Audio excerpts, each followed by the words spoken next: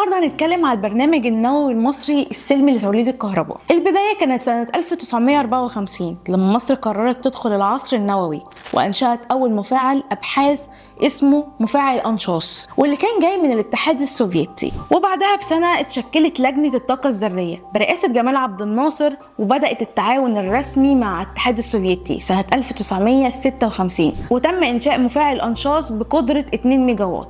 وكمان مصر كملت في طريقها فانشأت اول قسم للهندسه النوويه في كليه الهندسه جامعه الاسكندريه سنه 1963، وبدات تفكر في محطه نوويه لتوليد الكهرباء. لكن المشروع وقف بعد حرب 67 بسبب الظروف الاقتصاديه الصعبه. بعد نصر اكتوبر البرنامج رجع للحياه من جديد، واتعملت هيئه المحطات النوويه سنه 1976 وهيئه المواد النوويه سنه 1977. لكن بعد حادث مفاعل 3 مايلز ايلاند في امريكا سنه 1979 المشروع اتوقف تاني. وفي 2015 مصر وروسيا وقعوا اتفاق رسمي لبناء اول محطه طاقه نوويه في ضبعه، هتضم 4 وحدات طاقه وهتنتج 4800 ميجا واط.